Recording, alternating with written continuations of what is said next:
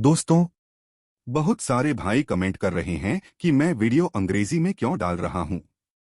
तो मैं आपको साफ बता दूं, YouTube पर अब ऑटो डब्ड फीचर चालू हो गया है, जिस वजह से जो वीडियो मैं हिंदी में अपलोड करता हूं, वो अपने आप अंग्रेजी या दूसरी भाषा में दिखने लगता है। लेकिन चिंता की कोई बात नहीं है, आप बहुत आसानी से फिर से हिंदी ऑडियो में सुन सकते हैं। इसके लिए बस वीडियो प्ले करें, फिर सेटिंग्स पर क्लिक करें।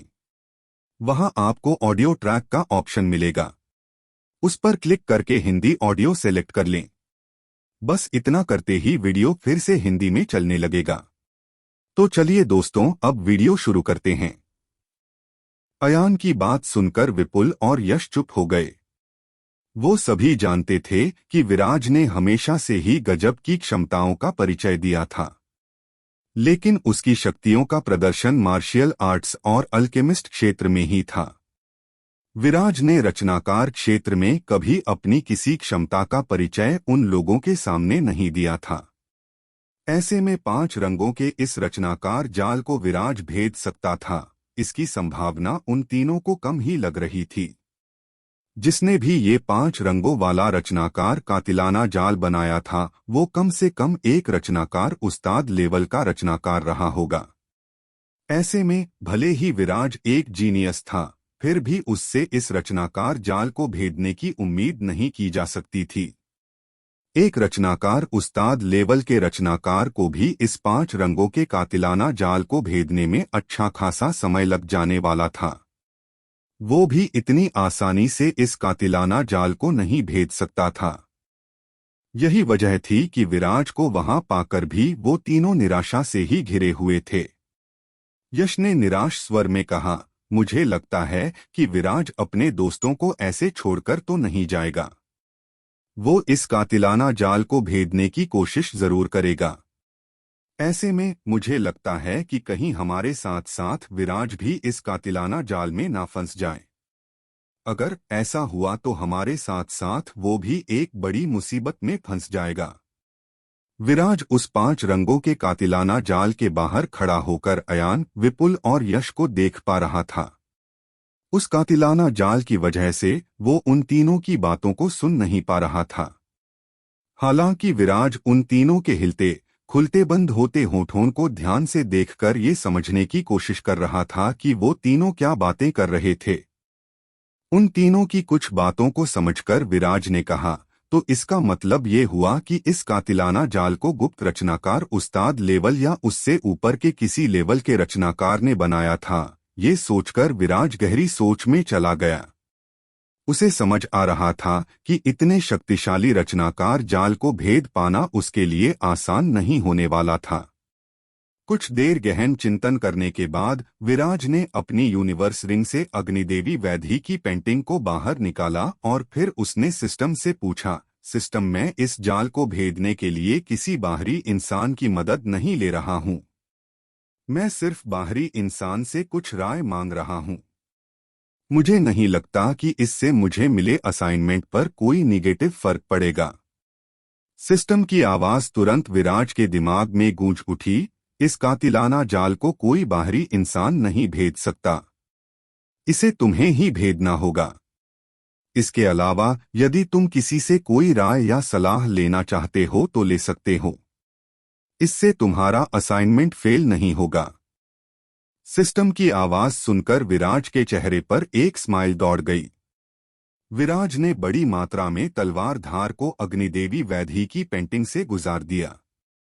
ऐसा होते ही अग्निदेवी वैधी से पाराशल निकलकर बाहर प्रकट हो गए। उन्होंने बाहर आते ही विराज को अजीबोगरीब पहेली भरी नजरों से देखा और फिर पूछा, विराज, अचानक से मेरी क्या जरूरत पड़ गई? ऐसा कहकर पाराशल ने जोर की अंगड़ाई ली। फिर पाराशल ने कहा, अभी अभी महान ट्रायल मैदान और प्राचीन स्वर्गीय भूमि को आपस में मिलाया गया है। ऐसे में मुझे इस नई प्राचीन स्वर्गीय भूमि को समझने और इसे आत्मसात करने में समय लगेगा। मैंने तुमसे कहा भी था कि कोई जरूरी बात न हो तो कुछ समय के लिए मुझे मत बुलाना। जरूर कोई खास बात होगी जो तुमने मुझे याद किया। विराज ने 5 रंगों वाले कातिलाना जाल की ओर इशारा किया। विराज का इशारा पाकर पाराशल उस 5 रंगों वाले कातिलाना जाल को देखने लगे। फिर विराज ने पाराशल से पूछा, ज्येष्ठ पाराशल, क्या आप इस रचनाकार जाल को पहचानते हैं?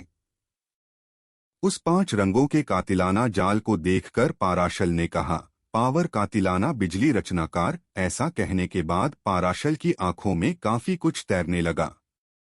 ऐसा लग रहा था कि मानो वो उस कातिलाना जाल के बारे में कोई विशेष बात जानते थे। पाराशल ने विराज की ओर देखकर कहा, बिल्कुल, मैं इस कातिलाना जाल को पहचानता हूँ। क्या तुम्हें पावर कातिलाना बिजली रचनाकार का वो मंत्र याद है? ये सुनकर विराज ने अपना सिर हिलाते हुए कहा, बिल्कुल याद है। पावर कातिलाना बिजली रचनाकार के बारे में कहा जाता है कि ये सूर्य मार्शियल रचनाकार मास्टर की महान विरासत केतुमाल की शक्ति आकाशीय रचनाकार संसार का एक हिस्सा था। और ये बहुत ही दुर्भाग्यपूर्ण है कि सूर्य मार्शियल रचनाकार मास्टर की ये महान विरासत आकाशीय शक्ति रचनाकार ग्रंथ बुरी तरह से क्षतिग्रस्त हो चुका था। ज्येष्ठ, आपने कहा था कि आपने इस क्षतिग्रस्त ग्रंथ की मरम्मत करके इसे सही कर दिया था, तो क्या आप मुझे वो ग्रंथ दे सकते हैं? फिलहाल मुझे आकाशीय शक्ति रचनाकार संसार बनाना नहीं आता। विराज की बात सुनकर पाराशल का चेहरा मुरझा गया और वो शर्मिंदा होते हुए बोले, पहले मैं इस मामले से खुद को दूर नहीं रख सका था। जब दोनों महान रचनाकर संसारों का बचा हुआ काम पूरा हो जाएगा तो मैं तुम्हें इस अधूरे आकाशीय शक्ति रचनाकार संसार को समझने में तुम्हारी मदद करूंगा।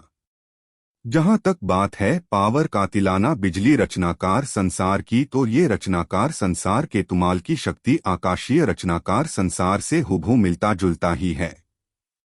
पाराशल की बात सुनकर विराज ने पूछा, ज्येष्ठ, क्या आप सत्य कह रहे हैं? ये सुनकर पाराशल ने जवाब दिया, मैं भला झूठ क्यों बोलूंगा। ऐसा कहकर पाराशल को गुस्सा आ गया और उन्होंने गुस्से में कहा, मेरे पास इन सब चीजों के लिए फिलहाल समय नहीं है। पाराशल के गुस्से को भांपकर विराज ने मुस्कुराकर और अपने दोनों हाथ जोड़ते हुए पाराशल से कहा, ज्येष्ठ, क्या आप मुझे इस रचनाकार संसार को भेदने का तरीका सिखा सकते हैं? विराज की बात को सुनकर पाराशल ने विराज से कहा, बच्चे, तुम बहुत भाग्यशाली हो। तुम्हारी जगह अगर कोई और होता तो भले ही वो इस पावर कातिलाना बिजली रचनाकार संसार को पहचान भी जाता, तब भी वो इस रचनाकार संसार को भेद नहीं पाता। लेकिन तुम्हारे साथ तुम्हारा अच्छा भाग्य है। तुम्हें आकाशीय शक्ति रचनाकार ग्रंथ को खोलकर उसे पढ़ने की जरूरत है। वहां पर तुम्हें तुम्हारे सभी प्रश्नों के उत्तर मिल जाएंगे। साथ ही इस कातिलाना जाल को भेदने का तरीका भी समझ आ जाएगा। ऐसा कहने के बाद पाराशल वापस से अग्निदेवी वैधी की पेंटिंग में समा गए और अपने आप को प्राचीन स्वर्गीय भूमि रचनाकार संसार के हिसाब से ढालने में लग गए। पाराशल के पेंटिंग में समाने के बाद विराज ने अपनी यूनिवर्स रिंग से आकाशीय शक्ति रचनाकार ग्रंथ को बाहर निकाला। इसके तुरंत बाद विराज ने सिस्टम से कहा, सिस्मट, मुझे जीवन दर्शन पाने का एक मौका अभी यूज करना है। जिस समय विराज तेंदुए के जाल में घुसा था उस समय उसके पास जीवन दर्शन पाने के 2 मौके थे। एक मौके का तो उसने तेंदुए के जाल में उपयोग कर लिया था। उस मौके का लाभ उठाकर विराज ने लोग्रेड स्वर्ग रैंक तलवार तकनीक मौत का पानी प्राप्त की थी। अभी भी उसके पास जीवन दर्शन पाने का एक मौका शेष था। विराज सोचने लगा, इससे बेहतर मौका जीवन दर्शन को यूज करने का नहीं हो सकता। विराज के सिस्टम को कहते ही स्वर्ग और धरती की शक्तिशाली ऊर्जा विराज की ओर तेज से बढ़ने लगी। चारों ओर से शक्तिशाली ऊर्जाएं आकर विराज के अंदर समाने लगी। ऐसा होते ही विराज के दिमाग की काम करने की क्षमता में अभूतपूर्व परिवर्तन हुआ और विराज का दिमाग किसी सुपर कंप्यूटर की तरह काम करने लगा। ऐसा होते ही विराज ने अपने हाथों में पकड़े आकाशीय शक्ति रचनाकार ग्रंथ का पहला पन्ना खोल दिया। उस पहले पन्ने पर लिखे शब्द अचानक से नाचने लगे और कागज के ऊपर फुदकने लगे। अनगिनत शब्द विराज की आंखों में समाने लगे। विराज ने अपनी आंखें बंद कर ली और अपनी अंतरात्मा के समुद्र पर ध्यान लगाने लगा। बड़ी संख्या में आभासीय परछाई उसके अंतरात्मा के समुद्र के ऊपर प्रकट होने लगी। उन परछाइयों के गाइडेंस में विराज पावर कातिलाना बिजली रचनाकार संसार की कितनी ही चीजों को तेजी से सीखने लगा। दूसरी ओर उस 5 रंगों के कातिलाना जाल में फंसे तीनों लोग अपने आप को उस जाल से बचाए रखने के लिए पुरजोर कोशिशों में लगे थे। उन तीनों के ऊपर रहकर 5 शक्तिशाली लाइटें बिजली की तरह गिर रही थी। उसी समय एक शक्तिशाली बिजली अयान के बाएं कंधे के ऊपर आकर गिर पड़ी। ऐसा होते ही कंधे की हड्डी के टूटने की एक चटकदार आवाज वहां पर गूंज उठी। हड्डी के चटकते ही अयान दर्द से चिल्ला पड़ा। अयान ने तुरंत अपनी यूनिवर्स रिंग से एक हड्डी जोड़ों औषधि बाहर निकाली और उसे अपने मुंह में रखकर निगल लिया।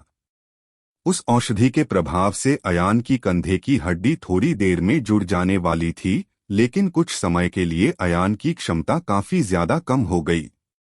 ऐसी परिस्थिति में विपुल और यश के ऊपर उन 5 रंगों के कातिलाना जाल की 5 बिजलियों का दबाव बहुत अधिक बढ़ गया। वो कातिलाना जाल धीरे धीरे उन तीनों को थकाता और घायल करता जा रहा था। हालांकि वो तीनों भी अपने आप में बहुत शक्तिशाली योद्धा थे, जिनके पास कमाल की शक्तियां थी। इसी वजह से वो उस कातिलाना जाल को रोक पाने में कामयाब भी हो पा रहे थे। लेकिन यदि जल्दी ही उन लोगों को कोई बाहरी मदद न मिलती तो उनके लिए इस कातिलाना जाल को भेद पाना नामुमकिन था। विपुल ने अपनी पूरी ताकत से कातिलाना जाल की बिजली को रोकते हुए कहा, मुझे लगता है कि हम मुश्किल से आधा घंटे तक ही इस जाल की शक्ति को रोक सकते हैं। दूसरी ओर अपनी अंतरात्मा के समुद्र में आकाशीय रचनाकार संसार ग्रंथ की सभी तकनीकों को सीखने में विराज लगा हुआ था। धीरे धीरे विराज वापस से अपनी साधना से बाहर आने लगा। उसकी अंतरात्मा के समुद्र के ऊपर उठने वाली असंख्य आकृतियां धीरे धीरे करके समाप्त हो गई। अगले ही पल सिस्टम की आवाज विराज के दिमाग में गूंज उठी। डिंग! कॉन्ग्रेचुलेशंस! आपने आकाशीय शक्ति रचनाकार ग्रंथ को सफलतापूर्वक आत्मसात कर लिया है। सिस्टम की आवाज सुनकर विराज के चेहरे पर एक मुस्कान तैर गई। उसे अपने हाथों में पकड़े आकाशीय शक्ति रचनाकार ग्रंथ को वापस यूनिवर्स रिंग में रख दिया और अपनी सुरागहीन तलवार को बाहर निकाल लिया और उस तलवार से हवा में क्रॉस का एक निशान बनाते हुए एक वार किया। उसे ऐसा करते ही उसकी तलवार से बिजली निकली और हवा में लहराते हुए आकाश में समा गई। इससे सारा आकाश विराज की तलवार से निकली बिजली की रोशनी से चमचमाते लगा। उसी समय एक तेज गड़गड़ाहट आकाश में गूंज उठी। ऐसा होते ही आकाश से भारी मात्रा में मलबा वहीं पर गिरने लगा। चारों ओर धूल की आंधी उठ खड़ी हुई। उस खाली मैदान पर धूल से भरी तेज आंधी के कारण विराज को अपने सामने कुछ भी दिखाई देना बंद हो गया। विराज ने अपनी आंखों पर अपना हाथ रख लिया। तेज हवा विराज के कपड़ों को जोर जोर से हिलाने लगी। विराज के दोस्त कातिलाना जाल में फंस चुके थे। इस वजह से विराज आकाशीय शक्ति रचनाकार तकनीक को सीखता है, लेकिन क्या इस तकनीक को सीखने के बावजूद भी विराज अपने दोस्तों को उस कातिलाना जाल से बचा पाएगा? विराज ने जैसे ही अपनी तलवार से निकली बिजली को आकाश में दे मारा था, वैसे ही धूल भरी तेज आंधी कहाँ चल पड़ी थी। ऐसे में विराज के साथ आगे क्या होने वाला था? विराज की तलवार से निकली ऊर्जा से सारा आकाश कांप उठा था। चारों ओर मलबा जमीन पर गिरने लगा। धूल भरी आंधी उठ खड़ी हुई। चारों ओर आकाश में धूल ही धूल उठने लगी। इस वजह से विराज को अपने सामने कुछ भी दिखना बंद हो गया। धूल से भरी उस आंधी के बीच एक अज्ञात रोशनी धूल और गंदगी को भेदते हुए विराज की आंखों में समा गई। उस अज्ञात रोशनी के अपनी आंखों में समाते ही विराज के चेहरे पर एक मुस्कान मीठी धूप की तरह खिल उठी। आकाशीय शक्ति रचनाकार ग्रंथ के अनुसार रहस्यमयी कातिलाना जाल का केंद्र अन्य रचनाकार जालों से अलग किस्म का था। कातिलाना जाल का केंद्र कातिलाना जाल रचनाकार के अंदर मौजूद नहीं था। इसकी जगह पर रचनाकार का केंद्र कातिलाना जाल से बाहर स्थापित था। यही वजह थी कि विराज ने सीधे कातिलाना जाल पर वार नहीं किया और इसके स्थान पर उसने इस कातिलाना जाल के चारों ओर ऊर्जा का बवंडर पैदा कर दिया, जिससे चारों ओर मलबे और धूल की बारिश होने लगी। अगर कोई योद्धा इस रचनाकार कातिलाना जाल के अंदर हमला करने की कोशिश करेगा तो ये केवल समय और ऊर्जा का अपव्यय ही होगा, क्योंकि रचनाकार जाल का केंद्र अंदर तो है ही नहीं और किसी भी रचनाकार जाल को भेदने के लिए उसके केंद्र को भेदना जरूरी होता है। रहस्यमय कातिलाना जाल की एक बात बेहद खतरनाक थी, वो ये कि अगर इसके अंदर हमला करने की कोई कोशिश करता है तो ये जाल उस बाहरी हमले को सोखकर उसका उपयोग अंदर फंसे लोगों के ऊपर हमला करने में करता था। ऐसे में अगर कोई पागलों की तरह बिना सोचे समझे इस कातिलाना जाल पर हमला कर देता है तो इससे उसके लोग जो इस कातिलाना जाल के अंदर फंसे थे उन्हीं पर आफत आ जाएगी। कातिलाना जाल उस ऊर्जा को अंदर फंसे लोगों पर छोड़कर उन्हें घायल कर देगा या मार देगा। लेकिन विराज इस कातिलाना जाल को उसकी सभी गहराइयों के साथ जान और समझ चुका था। इसलिए उसने कातिलाना जाल के केंद्र पर, जो कि कहीं बाहर छिपा हुआ था, हमला कर दिया था। उसी समय भड़ाम की एक तेज आवाज वहां चारों ओर गूंज उठी। उस आवाज को सुनकर विराज ने लंबी गहरी सांस ली और अपनी कमर में बंधी सुरागहीन तलवार को बाहर निकाल लिया। धूल और मिट्टी को भेदते हुए वो उस स्थान पर पहुंच गया जहां से वो रोशनी निकल रही थी। विराज ने उस सफेद रोशनी पर अपनी सुरागहीन तलवार से एक जोरदार वार कर दिया। ऐसा होते ही कड़क कड़कड़ की आवाजें वहां आने लगी। एक अजीब चमकने वाला रंगीन पत्थर जिससे वो सफेद अद्भुत रोशनी निकल रही थी, वो विराज के तलवार के वार पड़ते ही टुकड़ों में टूटकर बिखर गया। उस चमकदार पत्थर के टूटते ही 5 रंगों का कातिलाना जाल, जिसके अंदर विपुल, अयान और यश कैद थे, उसकी ऊर्जा धीरे धीरे कम होने लगी। कुछ ही देर में कातिलाना जाल की ऊर्जा कम होते होते पूरी तरह से समाप्त हो गई। कातिलाना जाल विपुल, अयान और यश के ऊपर से हट चुका था। उस कातिलाना जाल के नष्ट होते ही वहां पर चल रही धूल भरी आंधी भी शांत हो गई। अयान, यश और विपुल उस कातिलाना जाल से निकलकर बाहर आ गए।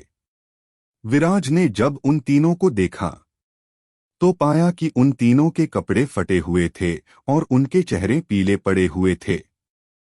वो तीनों भले ही कुछ ही देर के लिए उस रहस्यमयी कातिलाना जाल में फंसे थे, लेकिन उस कातिलाना जाल के भारी दबाव की वजह से उन तीनों की हालत खस्ता हो चुकी थी। कोई साधारण इंसान तो इस दबाव को झेल भी नहीं पाता। ये तीनों काबिल योद्धा थे, इस वजह से कातिलाना जाल के उस भारी दबाव को झेल गए। उसी समय सिस्टम की आवाज विराज के दिमाग में गूंज उठी। डिंग! कॉन्ग्रेचुलेशंस! आपने स्पेशल असाइनमेंट को पूरा कर लिया है। आपने सफलतापूर्वक अयान, विपुल और यश को कातिलाना जाल से बाहर निकाल लिया है। आपको इनाम में लॉटरी खेलने के 3 मौके दिए जाते हैं। आपका मार्शियल लेवल 3 लेवल अप किया जा रहा है। साथ ही आपको एक रहस्यमयी इनाम भी दिया जा रहा है। डिंग! कॉन्ग्रेचुलेशंस! आपका मार्शियल लेवल बढ़ चुका है। आप 7th grade innate grand master बनते हैं। एनर्जी पॉइंट ग्रोथ रेट 1050 पर मिनट की जाती है। सिस्टम की आवाज सुनकर खुशी की तरंगें विराज के चेहरे पर अटखेलियां खेलने लगी। इसके बाद विराज ने उन तीनों की ओर देखकर कहा, सीनियर अयान, यश और विपुल, आप सभी ठीक है? अपने आप को कातिलाना जाल से आजाद पाकर तीनों काफी ज्यादा खुश थे। विपुल ने खुशी से लबालब भरे शब्दों से कहा, आज तुम्हारी वजह से हम तीनों सकुशल हैं विराज। नहीं तो हम तीनों का बच पाना तो लगभग नामुमकिन हो चुका था। ये सुनकर अयान और यश ने भी सिर हिलाकर अपनी सहमति दर्ज की। यश ने विराज को कहा, इस बार हम तीनों लोग लापरवाह हो गए थे। जब हम इस सुनसान जगह पर आए तो हमें यहाँ पर कुछ अजीब सा महसूस हुआ था। हमें समझ आ रहा था कि कुछ तो गड़बड़ है यहाँ पर, लेकिन हमने अपने मन की उस शंका पर ध्यान नहीं दिया और इसी का खामियाजा हमें इस कातिलाना जाल में कैद होकर भुगतना पड़ा।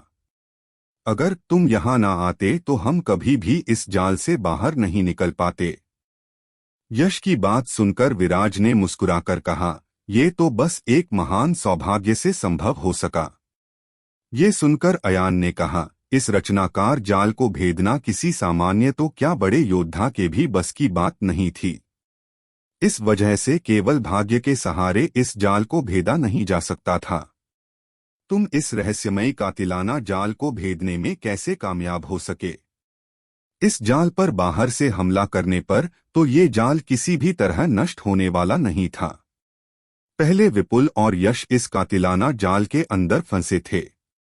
अयान ने इस कातिलाना जाल को भेदने के लिए इस पर बाहर से काफी ज्यादा हमला किए थे। इस चक्कर में अयान भी इस कातिलाना जाल में ट्रैप हो गया था। इस वजह से अयान को लग रहा था कि विराज ने इस कातिलाना जाल को कैसे भेद दिया। अयान की बात सुनकर विराज ने मुस्कुराकर कहा, मैं सीनियर अयान की बात समझ रहा हूं, लेकिन मैं आपको ये बताना चाहता हूं कि इस रचनाकार जाल को भेदना इतना मुश्किल काम नहीं था। मुश्किल काम था इस रचनाकार जाल के केंद्र को ढूंढना। मैं अच्छे भाग्य की बात इसलिए कर रहा हूं क्योंकि मेरे पास एक प्राचीन पुस्तक थी। उस पुस्तक में मैंने इस कातिलाना जाल रचनाकार के रेखाचित्र को देखा था। उस रेखाचित्र की बदौलत में जानता था कि इस कातिलाना जाल रचनाकार संसार का केंद्र कहां पर है। इस वजह से मैं आसानी से इस कातिलाना जाल को भेद सका। विराज की बात सुनकर अयान को समझ आ गया कि कैसे विराज ने इस शक्तिशाली कातिलाना जाल को भेद डाला था। उसने कहा, इसका मतलब तो ये हुआ कि हम तीनों सच में सौभाग्यशाली रहे। अगर विराज ने उस प्राचीन पुस्तक में उस जाल के रेखाचित्र को न देखा होता तो मुझे लगता है कि हम तीनों इस कातिलाना जाल में फंसे रह जाते और मारे जाते। अयान की बात सुनकर यश ने कहा, विराज, हम किन शब्दों में तुम्हारा शुक्रिया करें। अगर भविष्य में तुम्हें कभी कोई भी। इससे पहले यश अपनी बात पूरी कर पाता उसका ध्यान विराज पर चला गया और उसकी आंखें फैलकर दो गुना हो गई और उसने चिल्लाते हुए कहा, विराज, तुम्हारा मार्शियल लेवल फिर से बढ़ गया है। यश की बात अयान और विपुल पर किसी बम की तरह फटी। वो तीनों विराज की ओर अजीब नजरों से देखने लगे। विपुल ने विराज को देखकर कहा, 7th grade innate grand master. उन तीनों के दिमाग ये देखकर फटने लगा कि आखिर ये लड़का विराज क्या बला है। वो जितना भी विराज की प्रतिभा को ऊपर रखने की कोशिश करते, अगले ही पल विराज उनकी सोच को चौंकाते हुए ज्यादा प्रतिभावान निकलता। अयान ने अपने होठों को अपने ही दांतों से काटते हुए बेहद लाचारी भरे शब्दों में कहा, विराज एक 4th grade innate grand master थे। हम लोग कुछ देर के लिए इस कातिलाना जाल में फंसे और इतनी सी देर में विराज 3 लेवल को पार करके सीधे 7th grade innate grand master बन गया। ठीक है, कोई इंसान प्रतिभावान हो सकता है, लेकिन 3 लेवल बढ़ना, इसकी प्रतिभा तो इंसानी समझ से परे की चीज है। ये कहकर अयान ने बहुत गहरी सांस ली और फिर विराज से कहा, तुम्हारी इस उपलब्धि के लिए तुम्हें मुबारक हो विराज। जिस रफ्तार से तुम अपना मार्शियल लेवल बढ़ा रहे हो, मुझे लगता है कि कुछ ही समय में तुम मार्शियल आत्मा स्तर के योद्धा बन जाओगे। विराज मन ही मन उन तीनों के चेहरों पर उड़ने वाली आश्चर्य की हवाइयों को समझ रहा था। उसे समझ आ रहा था कि एक सामान्य इंसान के लिए इस पर यकीन करना मुश्किल था कि कैसे कोई कुछ ही देर में अपनी तकनीक को 3 मार्शियल लेवल बढ़ा लेता है। उसने उन तीनों की तरफ प्यार भरी नजरों से देखकर कहा, जितना आप समझ रहे हैं, मामला उतना आश्चर्यजनक नहीं है। जिस समय में तेंदुए के जाल की गहराइयों में घूम रहा था तो मेरा सामना कुछ बहुत ही भाग्यशाली घटनाओं से हो गया। उन घटनाओं से मिली अपार ऊर्जा के बल पर मैं अपने मार्शियल लेवल को 3 लेवल बढ़ा सका। साथ ही मैंने वहां पर एक तलवार तकनीक भी सीखी। नहीं तो मुझे कम से कम 1 महीना लग जाता 3 लेवल को बढ़ाने में। विराज की बात सुनकर तीनों की आंखें खुली की खुली रह गई। वो तीनों ही बड़े राज परिवारों से ताल्लुक रखते थे। उन तीनों के पास ही अपार संसाधन मौजूद थे। उन्हें सिखाने के लिए एक से बढ़कर एक विशेषज्ञ उन्हें उपलब्ध थे।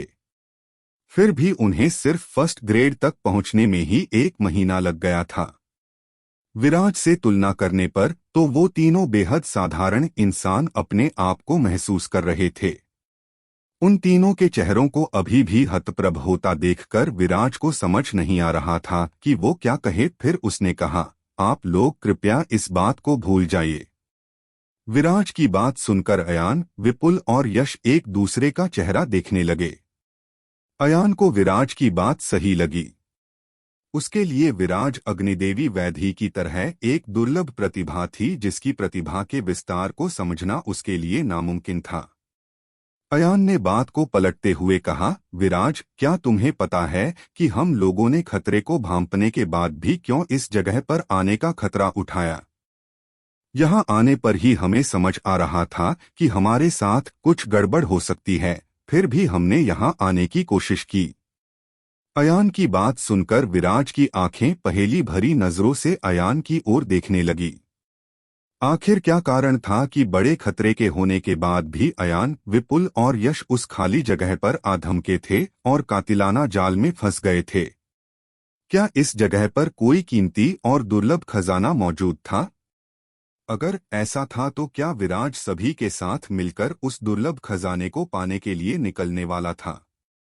आखिर उन चारों के साथ उस प्राचीन स्वर्गीय भूमि में क्या होने वाला था?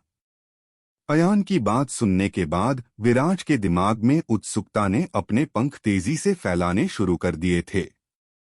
वो जल्द से जल्द इस बात को जानने के लिए आतुर हो उठा कि आखिर खतरे को भांपने के बावजूद भी विपुल, अयान और यश इस वीरान भूमि में क्यों खींचे चले आए थे। विराज को अच्छे से मालूम था कि तीनों लोग बहुत समझदार, बहादुर और धैर्यवान थे। केवल उत्सुकता में आकर काम करने वाले लोग वो नहीं थे। ऐसे में इस वीरान भूमि में कुछ तो कमाल का छुपा था, जिसे पाने की कोशिश में वो तीनों उस 5 रंगों के कातिलाना जाल में फंस गए थे। विराज के चेहरे पर उत्सुकता के बादलों का डेरा डालते देखकर अयान ने मुस्कुराते हुए कहा, इस वीरान मैदान में एक पत्थरनुमा यंत्र छिपा हुआ है। वो पत्थरनुमा यंत्र मार्शेल राजा विशेषज्ञ द्वारा छोड़ा गया एक ज्ञान का भंडार यंत्र है। ये कहा जाता है कि इस पत्थरनुमा यंत्र में मार्शियल राजा विशेषज्ञ ने अपना सारा ज्ञान डाल दिया था। ऐसे में अगर हमने वो पत्थरनुमा यंत्र प्राप्त हो जाता है तो तुम्हें मार्शियल राजा विशेषज्ञ के छोड़े गए ज्ञान को सीखने और जानने का मौका मिल जाएगा। अयान की बात सुनते ही विराज को तुरंत समझ आ गया कि क्यों अयान और बाकी दोनों लोग खतरे के बावजूद इस वीरान मैदान में आए थे। मार्शेल राजा विशेषज्ञ द्वारा छोड़ा गया ज्ञान किसी को भी यहां आने के लिए मजबूर कर सकता था। अयान चंद्रवंशी राजघराने से ताल्लुक रखता था। चंद्रवंशी राजघराना कलिंजर एम्पायर के सबसे शक्तिशाली राजघरानों में से एक था। ऐसे में इस प्राचीन स्वर्गीय भूमि के रहस्यों के बारे में अयान के पास जानकारी का होना कोई आश्चर्य की बात नहीं थी। विपुल, जो कि उत्तर सागर का युवराज था, उसका परिवार तो लंबे समय से इस प्राचीन स्वर्गीय भूमि को नियंत्रित कर रहा था। इस वजह से विपुल को भी इस प्राचीन भूमि के कितने ही रहस्यों के बारे में जानकारी थी। अयान की बात सुनकर विराज ने मुस्कुराकर कहा, अगर ऐसी बात है तो फिर तो हमें इस मैदान की गहराइयों में जाकर उस पत्थरनुमा यंत्र को ढूंढने का प्रयास अवश्य करना चाहिए। इस मैदान के शक्तिशाली कातिलाना जाल को भेदने के बाद और आकाशीय शक्ति रचनाकार ग्रंथ को आत्मसात करने के बाद विराज को इस वीरान मैदान में कोई खास खतरा महसूस नहीं हो रहा था। विराज मार्शियल राजा विशेषज्ञ के छोड़े गए ज्ञान को प्राप्त करने के लिए बेहद उत्सुक हो चुका था। उसे समझ आ रहा था कि उस मार्शियल राजा विशेषज्ञ के छोड़े गए ज्ञान में उसे शक्तिशाली मार्शियल स्किल सीखने का अद्भुत मौका मिल सकता था। विराज की बात पर अयान, यश और विपुल ने अपनी गर्दन हिलाकर सहमति दिखाई। इसके बाद चारों लोग उस वीरान मैदान की गहराइयों की ओर बढ़ चले। वो चारों तेजी से उस मैदान में चले जा रहे थे। उस रास्ते में उन चारों के ऊपर कितने ही दैत्याकार जानवरों ने हमला किया, लेकिन बिना किसी खास परेशानी के वो चारों उन दैत्याकार जानवरों को मौत के घाट उतारते आगे बढ़े जा रहे थे। जल्दी ही वो चारों उस मैदान के बिल्कुल बीचों बीच पहुंच गए। वहां पहुंचकर उन्होंने देखा कि धरती से आकाश की ऊंचाइयों को छूने वाली एक विशाल चट्टान ने उस वीरान मैदान को दो भागों में बांट रखा था। साथ ही आगे जाने का रास्ता बंद कर रखा था।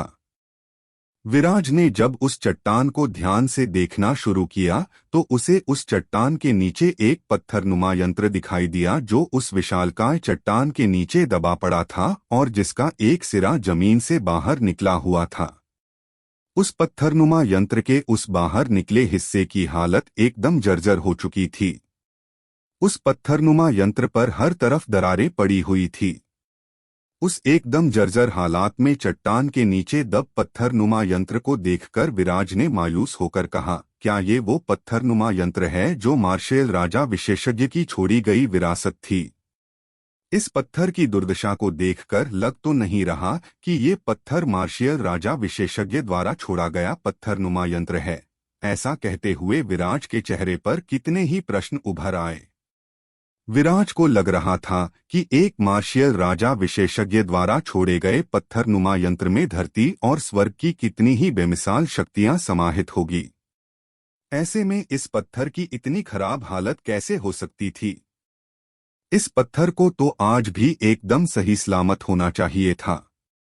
विराज की शंका को समझकर अयान ने जवाब दिया, हाँ, यही वो पत्थरनुमा यंत्र है। विराज, तुम इस प्राचीन स्वर्गीय भूमि में घट चुकी घटनाओं के इतिहास को नहीं जानते, इसलिए तुम ऐसा सोच रहे हो। ये पत्थरनुमा यंत्र आज से 200 वर्ष पूर्व तक एकदम सही हालात में था, लेकिन आज से 200 वर्ष पूर्व इस वीरान मैदान में एक बहुत ही शक्तिशाली युद्ध हुआ था। उस युद्ध में निकली शक्तियों के प्रभाव से इस पत्थरनुमा यंत्र की बाहरी परत को नुकसान पहुंच गया था। इस वजह से इसकी हालत जर्जर होती चली गई।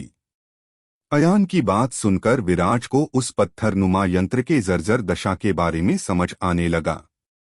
उसके तुरंत बाद विपुल ने अपनी यूनिवर्स रिंग से लोहे के तवे को बाहर निकाल लिया और उस लोहे के तवे से उस पत्थरनुमा यंत्र पर एक तेज प्रहार कर डाला। ऐसा होते ही लोहे के तवे से एक शक्तिशाली तलवार ऊर्जा बाहर निकली और जाकर सीधे पत्थरनुमा यंत्र से जा टकराई। टक्कर लगते ही तलवार ऊर्जा ध्वस्त हो गई, लेकिन पत्थरनुमा यंत्र पर इसका कोई असर नहीं पड़ा। विराज ने इस वार को बहुत ध्यान से देखा था, इस वजह से उसने देखा कि जैसे ही विपुल की तलवार धार उस पत्थरनुमा यंत्र पर पड़ी, उसी समय 5 रंगों की एक शक्तिशाली रोशनी उस पत्थरनुमा यंत्र के चारों ओर प्रकट हो गई और उसने तलवार धार की शक्तिशाली ऊर्जा को पत्थरनुमा यंत्र तक पहुंचने से रोक दिया। उन 5 रंगों की रोशनी को देखकर विराज ने बड़बड़ाते हुए कहा, क्या इस पत्थरनुमा यंत्र का मालिक वही था जिसने 5 रंगों का कातिलाना जाल रचनाकार बनाया था? विराज की बात सुनकर अयान ने जवाब दिया, शायद हाँ। हमारे राजगृह में रखे गए दस्तावेजों में इस पत्थरनुमा यंत्र के बारे में तो जानकारी है, लेकिन इस बात की जानकारी नहीं है कि इस पत्थरनुमा यंत्र का असली मालिक कौन था। जितना उन दस्तावेजों से हमें पता चल सका वो ये था कि जिसने इस पत्थरनुमा यंत्र को बनाया था वो एक विश्वकर्म रचनाकार था। ये सुनकर विराज की आंखों की पुतलियां फैलकर दोगुनी हो गई और उसने चौंकते हुए कहा, मतलब सर्वश्रेष्ठ स्तर का रचनाकार? ये कहकर विराज ने अपनी ही लार को अपने गले में सटकते हुए इस बात को पचाने की कोशिश की कि इस पत्थरनुमा यंत्र का रचनाकार सबसे महान रचनाकार स्तर को प्राप्त कर चुका था। ऐसा कहते हुए विराज ने अपनी यूनिवर्स रिंग से अग्निदेवी वैधी की पेंटिंग को बाहर निकाल लिया और उस पेंटिंग में से अपनी एनर्जी की वेव को गुजार दिया। ऐसा करते ही पाराशल उस पेंटिंग से बाहर निकलकर विराज के सामने प्रकट हो गए। इससे पहले पाराशल कुछ कह पाते विराज ने उस पत्थरनुमा यंत्र की तरफ इशारा करते हुए पाराशल से कहा, ज्येष्ठ पाराशल, मुझे लगता है कि मुझे मार्शेल सम्राट केतुमाल की महान विरासत मिल चुकी है जो वो अपने पीछे छोड़ गए थे। विराज की बात सुनकर पाराशल पहले तो कुछ समय के लिए अवाक रह गए। मार्शियल सम्राट केतुमाल एक विश्वकर्म रचनाकार थे जिनकी शक्तियां अपरिमेय थी। केतुमाल की शक्ति आकाशीय रचनाकार तो उनकी इतनी महान उपलब्धि थी कि कितने ही योद्धा इस महान रचनाकार को भेद पाने में नाकामयाब रहे थे। पाराशल ने विराज से कहा, यदि सच में ये पत्थरनुमा यंत्र विश्वकर्म रचनाकार केतुमाल के द्वारा छोड़ी गई उनकी महान विरासत है तो ये किसी दुर्लभ खजाने से कम कीमती नहीं है। ऐसा कहने के बाद पाराशल कुछ देर तक सोचते रहे। फिर वो तेजी से उड़कर उस पत्थरनुमा यंत्र के पास चल गए। वहां पहुंचकर उन्होंने अपने हाथों को कुछ विशेष एंगल्स में घुमाना शुरू कर दिया। ऐसा करते ही अनगिनत पावर रचनाकार पैटर्न उनके हाथों के ऊपर प्रकट होने लगे। उन पैटर्न के प्रभाव से जर्जर पत्थरनुमा यंत्र में हलचल होना शुरू हो गई और जल्दी ही उस मार्शेल राजा के पत्थरनुमा यंत्र से 5 रोशनियां अपनी तेज चमक के साथ निकलने लगी। इस तरह वो पत्थरनुमा यंत्र पाराशल के बनाए गए पैटर्न का स्वागत कर रहा था। जल्दी ही पत्थरनुमा यंत्र से निकलने वाली रोशनी और पाराशल द्वारा बनाए गए पैटर्न आपस में इस तरह से मिल गए मानो वो दोनों एक ही स्रोत से आए थे। अगले ही पल वो मिली हुई रोशनी उस पत्थरनुमा यंत्र के चारों ओर घूमने लगी। ये देखकर पाराशल ने अजीब भावों के साथ कहा, ये वास्तव में केतुमाल के द्वारा छोड़ी गई विरासत है। पाराशल की बात सुनकर अयान, विपुल और यश हक्के बक्के खड़े रह गए। केतुमाल वो नाम था जिसका सिक्का बहती बिजली के तलवार मास्टर की तरह पूरे कलिंजर एम्पायर पर एक समय चला था। इस वजह से अयान, विपुल और यश केतुमाल और उसकी महानता को जानते थे। साथ ही केतुमाल की शक्ति आकाशीय रचनाकार ने एक समय पूरे कलिंजर एम्पायर को हिलाकर रख दिया था, ये भी वो तीनों जानते थे। इस वजह से पाराशल की बात सुनकर वो दंग रह गए थे। विश्वकर्म रचनाकार केतुमाल एक मार्शेल सम्राट स्तर के योद्धा थे। हालांकि कभी किसी को ये नहीं पता चल सका था कि केतुमाल किस स्तर तक के योद्धा बन चुके थे। इसी वजह से उनके द्वारा बनाई गई सूर्य मार्शियल रचनाकार तकनीक गायब होने से पहले हमेशा एक रहस्य ही बनी रही। जिसने भी उस खोई हुई सूर्य मार्शियल रचनाकार तकनीक को ढूंढने की कोशिश की वो सभी योद्धा इस कोशिश में मारे गए। यहाँ तक कि कई राजा स्तर के योद्धा भी इस तकनीक को खोजने में दर्दनाक मौत का शिकार हो गए। पाराशल ने कहा, विराज, तुम्हारा भाग्य तो सारी हदें पार कर रहा है। तुम्हारा अच्छा समय आ चुका है। इसके बाद पाराशल ने विराज की ओर देखकर गंभीर आवाज में कहा, तुमने केतुमाल के द्वारा छोड़ी गई आकाशीय शक्ति रचनाकार ग्रंथ को आत्मसात कर लिया है। अब क्योंकि ये पत्थरनुमा यंत्र विश्वकर्म रचनाकार केतुमाल की एक महान विरासत है तो तुम्हारे पास जरूर केतुमाल की शक्ति आकाशीय रचनाकार की कुछ जानकारी तो अवश्य ही होगी। फिर पाराशल ने थोड़ा कठोर शब्दों में कहा, अगर तुम इस स्वर्ग स्तर के पत्थरनुमा यंत्र में छिपे हुए ज्ञान को प्राप्त करते हो तो निश्चित रूप से भविष्य में ये तुम्हारे बहुत काम का साबित होगा। तुम्हारी रचनाकार क्षमता बेमिसाल है, ऐसे में मुझे नहीं लगता कि केतुमाल की आकाशीय शक्ति रचनाकार पर महारत हासिल करना तुम्हारे लिए कोई विशेष चुनौतीपूर्ण काम होने वाला है। पाराशल की बात सुनकर विराज का दिल जोरों से धड़कने लगा। उसने पाराशल की ओर देखकर गंभीर स्वर में कहा, अगर ऐसी बात है तो मुझे क्या करना चाहिए? पाराशल की बात सुनकर अयान, विपुल और यश के मुंह खुले के खुले रह गए थे। विराज केतुमाल के आकाशीय रचनाकार ग्रंथ को आत्मसात कर चुका था, साथ ही केतुमाल के आकाशीय शक्ति रचनाकार पर महारत हासिल करने की योग्यता रखता था। उन्हें एक पल के लिए तो ऐसा लगा मानो वो विराज को नहीं किसी मंगल ग्रह के वासी को अपने सामने देख रहे थे। क्या विराज केतुमाल के द्वारा छोड़ी गई अपने ज्ञान की महान विरासत उस पत्थरनुमा यंत्र में छिपे ज्ञान को सफलतापूर्वक हासिल कर पाने में कामयाब हो पाएगा? उस पत्थरनुमा यंत्र में छिपे ज्ञान को पाने के लिए विराज को किस अग्निपरीक्षा से होकर गुजरना पड़ेगा? क्या पाराशल विराज को उस पत्थरनुमा यंत्र में छिपे ज्ञान को पाने के लिए सही राह दिखा पाएंगे? विपुल, अयान और यश इस बात से हैरान हो रहे थे कि विराज के रचनाकार टैलेंट को पाराशल जैसे ज्येष्ठ योद्धा साधुवाद दे रहे थे। इससे उन तीनों को एक बात अच्छे से समझ आ रही थी कि विराज का रचनाकार टैलेंट भी कमाल का था। पाराशल की बात सुनकर विराज का दिल जोरों से धड़कने लगा। उसने पाराशल की ओर देखकर गंभीर स्वर में कहा, अगर ऐसी बात है तो मुझे क्या करना चाहिए? पाराशल ने जवाब दिया, ये आसान है। तुम्हें इस पत्थरनुमा यंत्र को भेदने के लिए पावर कातिलाना बिजली रचनाकार को भेदना होगा। ऐसा कहकर पाराशल ने विपुल, अयान और यश की ओर देखा, फिर एक हल्की हंसी के साथ विराज से कहा, बस इतना ही करना है तुम्हें। पाराशल की बात सुनकर विराज कुछ समय के लिए अवाक खड़ा रह गया। विराज सोचने लगा, क्या सच में केतुमाल की शक्ति आकाशीय रचनाकार जैसी महान तकनीक जो इस पत्थरनुमा यंत्र के अंदर छुपी हुई है, उसे पावर कातिलाना बिजली रचनाकार तकनीक से भेदा जा सकता है? क्या सच में ये इतना आसान है? या मेरी किस्मत मुझ पर कुछ ज्यादा ही मेहरबान हो रही है? पाराशल ने आगे कहा, धूल में पड़ा ये दुर्लभ पत्थरनुमा यंत्र अगर किसी ऐसे इंसान के हाथों भेदा जाता जिसे रचनाकार कला में कोई महारत हासिल नहीं है, तो सोचो ये इस दुर्लभ ज्ञान के साथ कितना बड़ा अन्याय होता। वैसे मुझे नहीं लगता कि कभी किसी ने सोचा भी होगा कि इस पत्थरनुमा यंत्र को पाने के लिए किसी पावर कातिलाना बिजली रचनाकार को भेदने की भी जरूरत पड़ेगी। इसलिए ज्यादा सोचो मत विराज, आगे बढ़ो और इस ज्ञान को हासिल करो।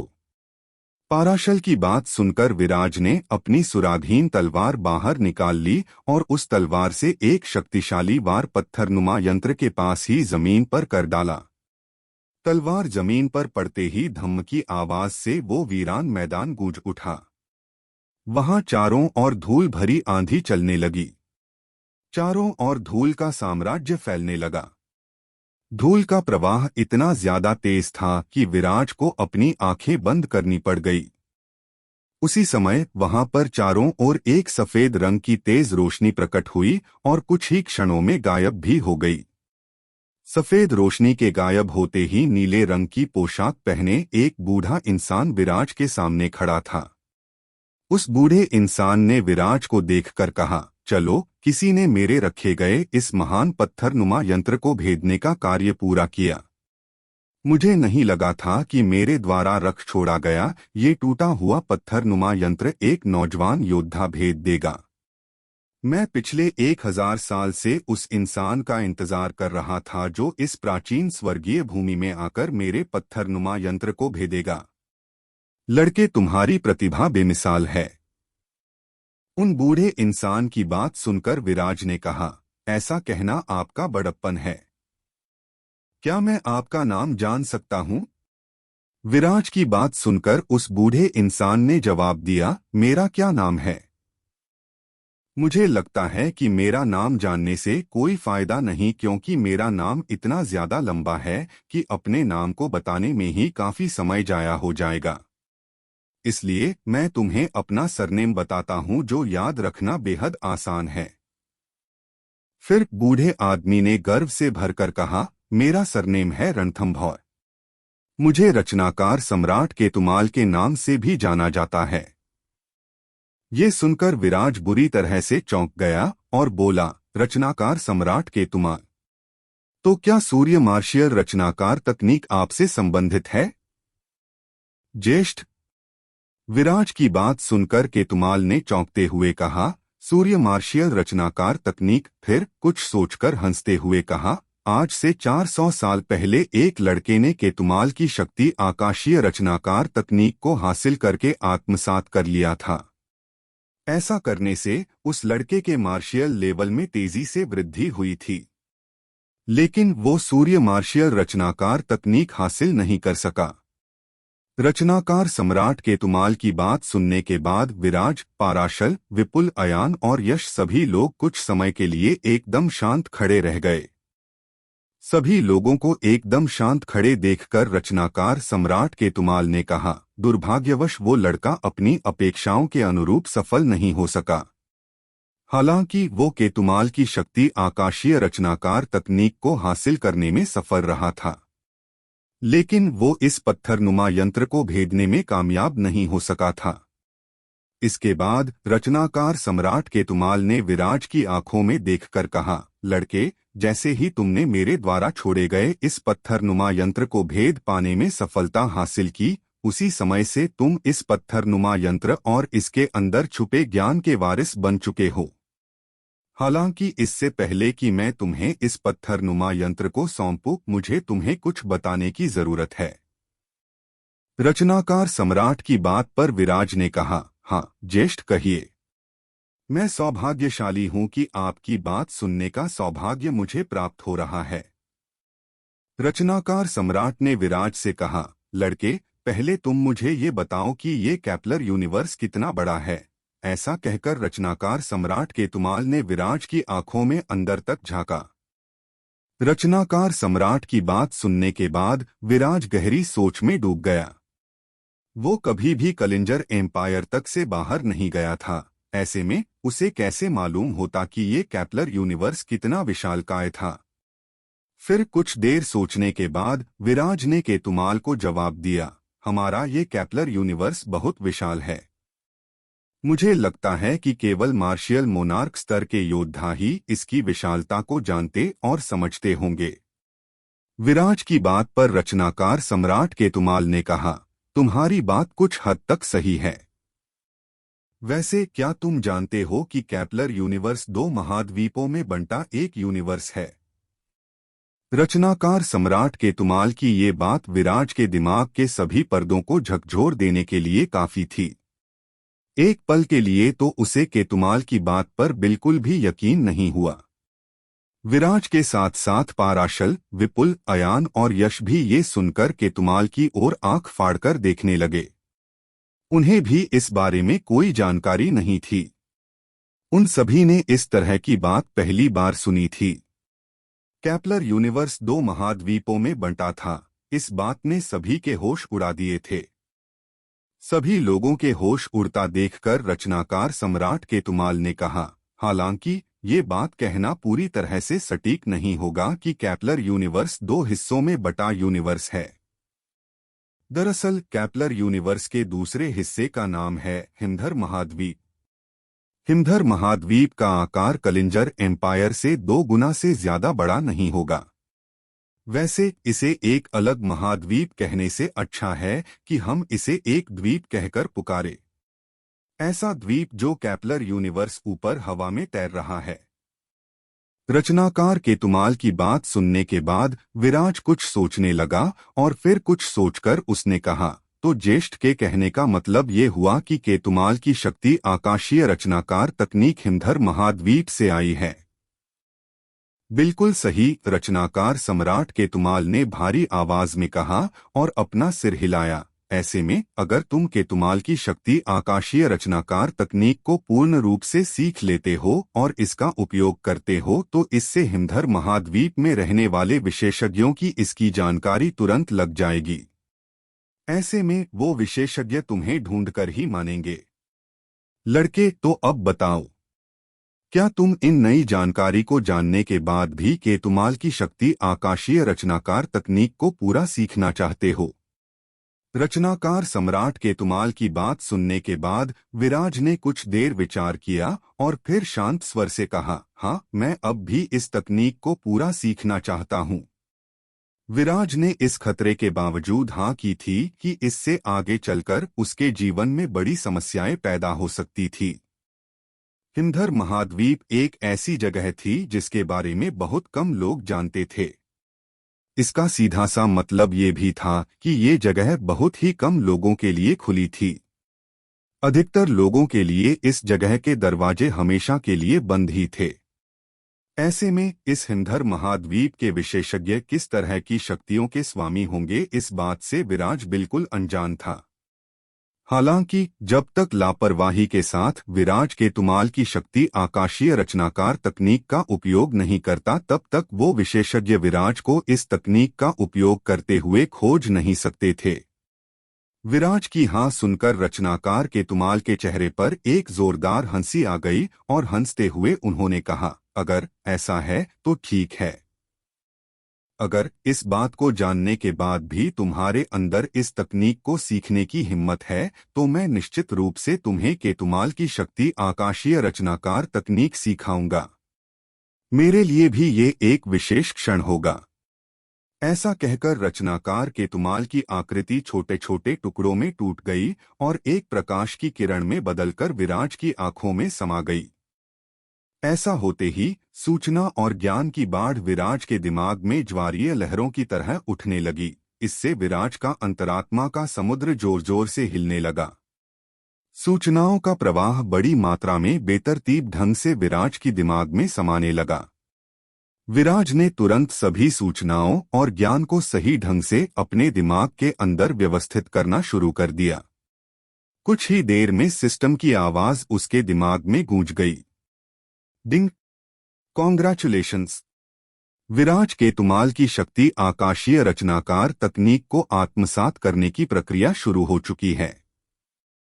सिस्टम की आवाज सुनते ही विराज जमीन पर पद्मासन लगाकर बैठ गया और उसने अपने अंतरात्मा के समुद्र के ऊपर ध्यान लगना शुरू कर दिया। अपने अंदर ध्यान लगाने के बाद विराज ने पाया कि एक रहस्यमय ताबीज उसके अंतरात्मा के समुद्र के ऊपर हवा में उड़ रहा था। वो ताबीज सम्राट समर सिंह की तलवार के हैंडल के पीछे हवा में उड़ रहा था। उस ताबीज से एक अनजान बल लगातार निकल रहा था। ज्येष्ठ केतुमाल के द्वारा छोड़ी गई सूचनाओं के आधार पर वो ताबीज विराज के अंतरात्मा के समुद्र के ऊपर उस जगह पर था जहां पर केतुमाल की शक्ति आकाशीय रचनाकार तकनीक उत्पन्न हुई थी। अपनी अंतरात्मा के ऊपर विराज को एक अजीब सिंबल दिखाई दे रहा था। उस सिंबल को देखकर विराज सोचने लगा, सच्चे केतुमाल की शक्ति आकाशीय रचनाकार तकनीक बहुत ज्यादा ऊर्जा को सोखती है। ये ताबीज मुझे रचनाकार को 3 बार स्थापित करने में मदद करेगा। इसके बाद ये ताबीज बिखरकर गायब हो जाएगा। इस सिंबल में छुपे अर्थ को समझकर ही मैं ताबीज के समाप्त हो जाने के बाद भी रचनाकार को विकसित कर सकूंगा। मुझे कुछ भी करके इस सिंबल के सच्चे अर्थ को प्राप्त करना होगा, नहीं तो मेरे द्वारा किया गया ये सारा प्रयास निरर्थक हो जाएगा। वास्तव में केतुमाल की शक्ति आकाशीय रचनाकार तकनीक जिसे विराज ने ग्रंथ से सीखा था और केतुमाल की शक्ति आकाशीय रचनाकार तकनीक जिसे विराज पत्थर नुमा यंत्र की मदद से सीख रहा था, उन दोनों में कोई खास फर्क नहीं था। वो दोनों लगभग एक जैसी थी। उन दोनों तकनीकों में बस एक ही अंतर था, पत्थर नुमा यंत्र से ये तकनीक सीखने के बाद विराज रचनाकार को बना सकता था।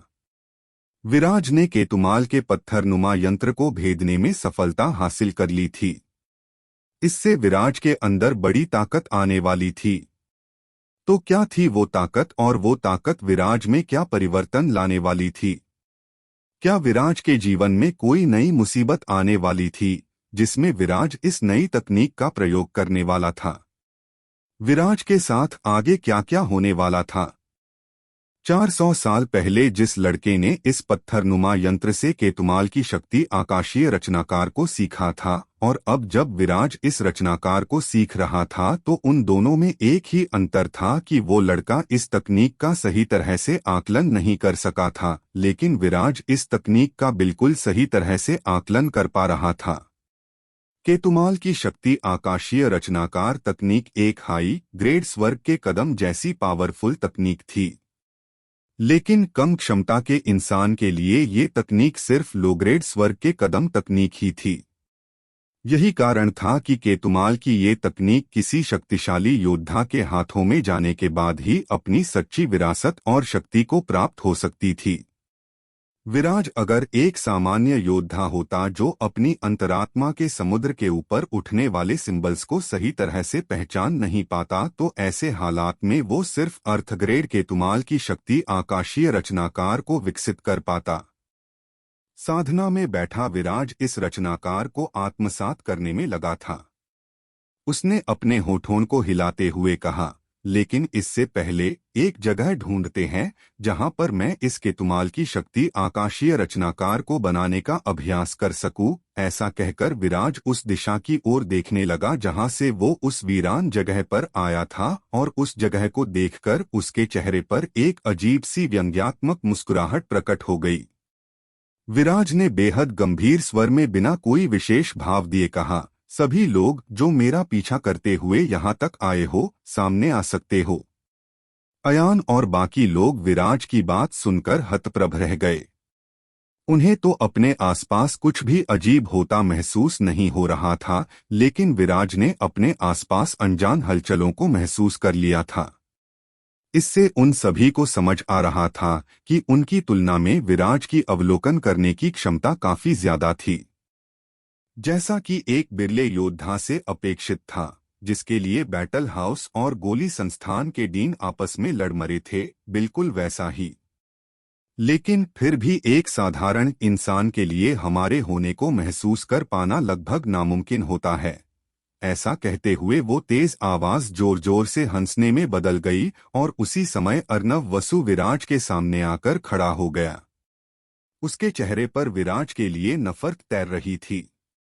अर्नव वसु के पीछे 5 आकृतियां काली पोशाक में खड़ी थी। उन सभी 5 आकृतियों के शरीर से जबरदस्त कातिलाना आभा बह रही थी, जिससे उस जगह पर खौफ का ऐसा मंजर प्रस्तुत होने लगा था कि लोग डर से कांपकर वहां से भाग जाएं।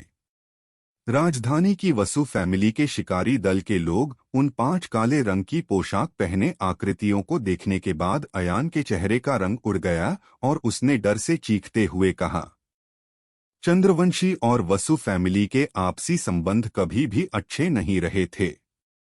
यही कारण था कि चंद्रवंशी फैमिली के लोगों की वसु फैमिली को लेकर समझ अन्य फैमिलियों की तुलना में कहीं ज्यादा थी। साथ ही पूरे कनलिजर एम्पायर में वसु फैमिली के शिकारी दल के बारे में सभी शक्तिशाली राजघराने और परिवार जानते थे। इसी वजह से अयान उन 5 को देखते ही उनकी पहचान तुरंत समझ गया। अर्नव वसु ने अयान चंद्रवंशी की तरफ घूरकर तिरस्कार भरी नजरों से देखा और मुंह बिचकाते हुए कहा, जैसा कि चंद्रवंशी घराने के युवा से अपेक्षित था, बिल्कुल सही पहचाना। वसु फैमिली का शिकारी दल यानी मौत का बवंडर। ये कितना शर्मनाक है कि तुमने इस बदतमीज विराज के साथ मित्रता की। तुम्हें इसकी कीमत चुकानी पड़ेगी। आज इस विराज के साथ साथ तुम सब लोग भी इस प्राचीन भूमि में हमेशा हमेशा के लिए दफन कर दिए जाओगे। ऐसा कहने के बाद अर्नव वसु विपुल और यश को देखने लगा। फिर उसने कहा, उत्तर सागर के युवराज और यश, तुम लोग भी आज यहाँ इस धरती पर मारे जाने वाले हो। विपुल, अयान और यश ने जब अर्नव वसु की बातें सुनी तो उन्हें बिल्कुल भी आश्चर्य नहीं हुआ। वो अर्नव वसु को कनलिजर संस्थान में लंबे समय से जानते थे, और वो जानते थे कि अर्नव वसु किस तरह का पागल और शैतान किस्म का इंसान था। और उन सभी का कलिंजर संस्थान के अंदर अर्नव के साथ हमेशा 36 का आंकड़ा रहता था। राजधानी के वसु फैमिली के संबंध उत्तर सागर के राजघराने के साथ भी बेहद खराब थे। ऐसे में वो तीनों अच्छे से जानते थे कि अगर विराज उनका मित्र न भी होता, तब भी अर्नव इस मौके का फायदा उठाकर उन तीनों को मारने की कोशिश अवश्य करता।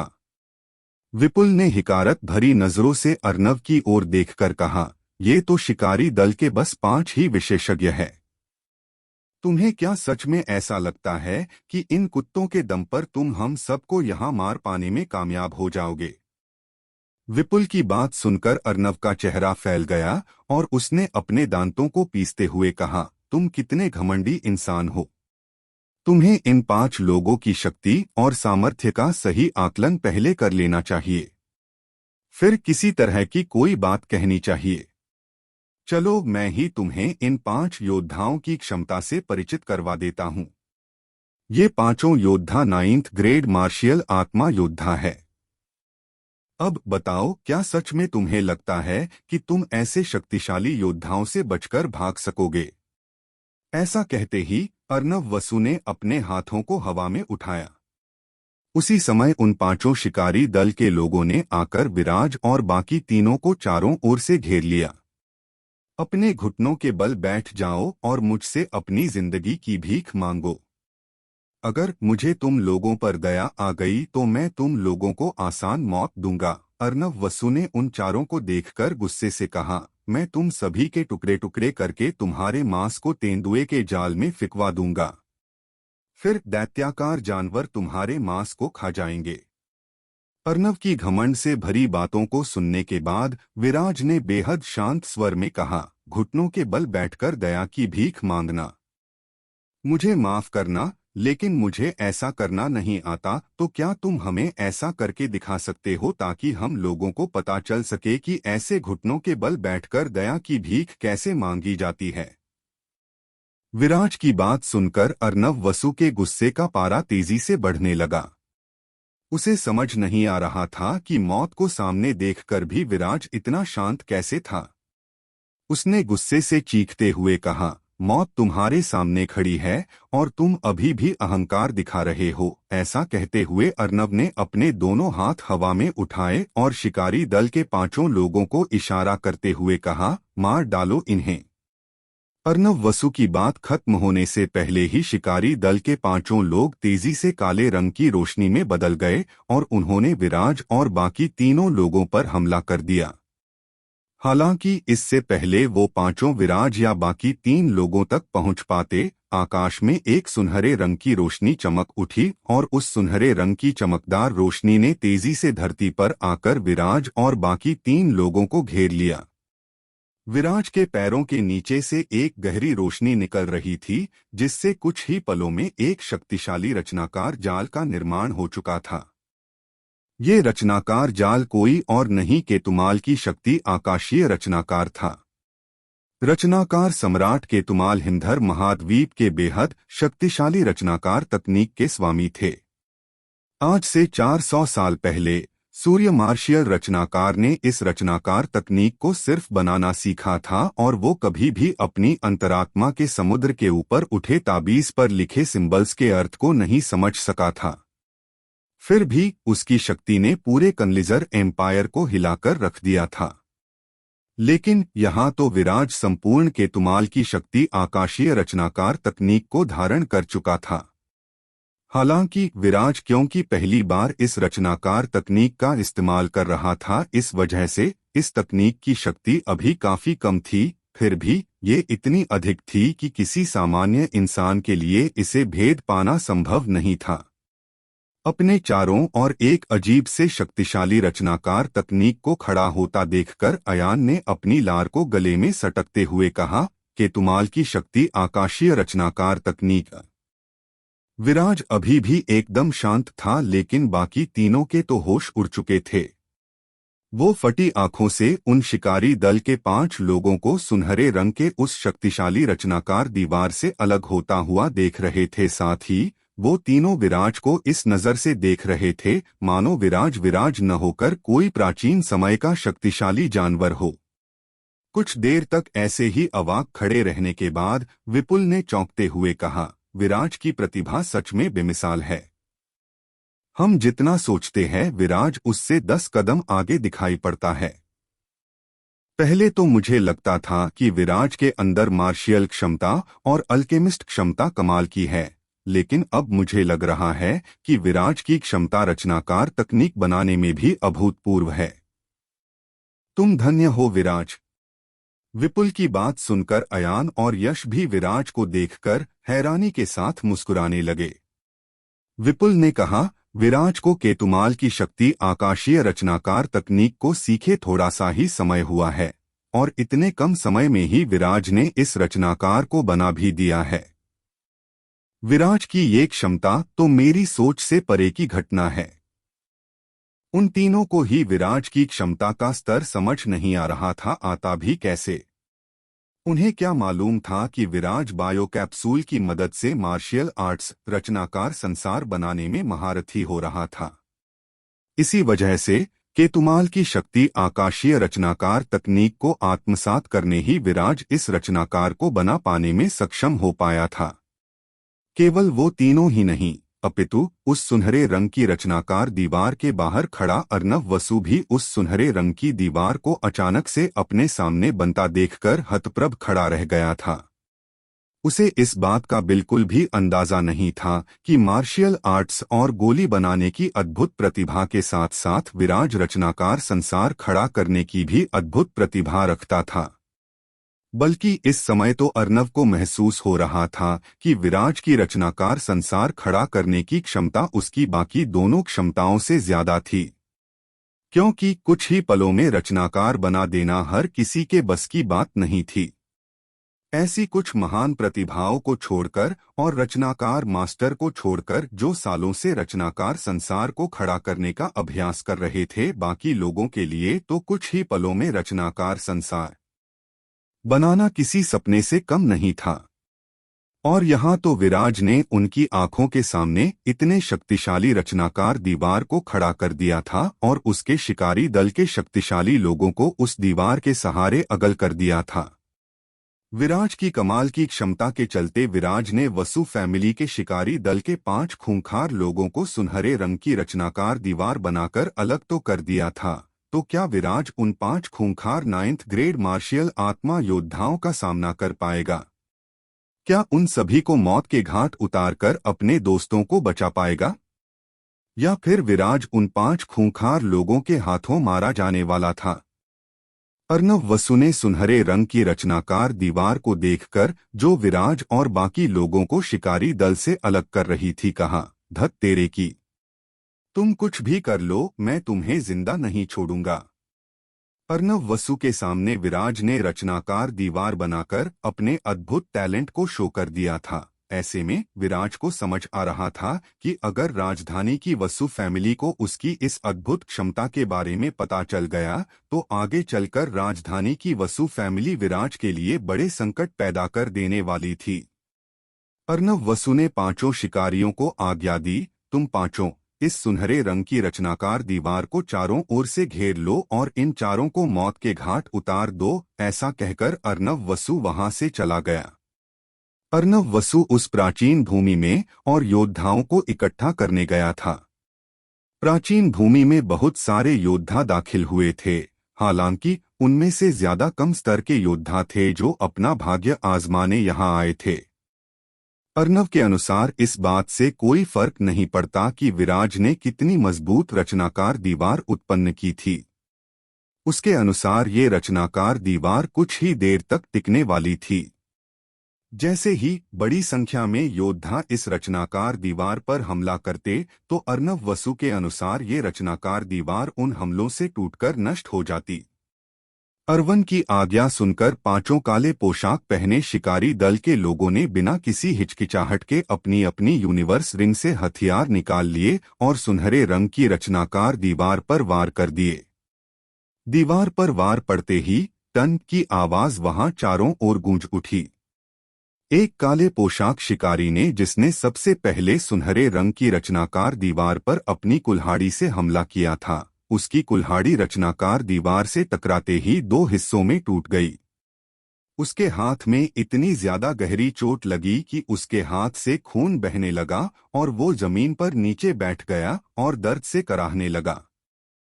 विराज ने जब ये देखा तो उसके चेहरे पर एक स्माइल आ गई।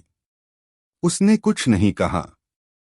उसने अपना हाथ हवा में उठाया और उस जख्मी शिकारी की तरफ कर दिया। उसी समय विराज के उस हाथ की उंगली से एक पैनी तलवार धार ऊर्जा बाहर निकलने लगी। वो तलवार धार ऊर्जा सुनहरे रंग की रचनाकार दीवार को भेदकर सीधे जख्मी शिकारी से जाकर टकराई।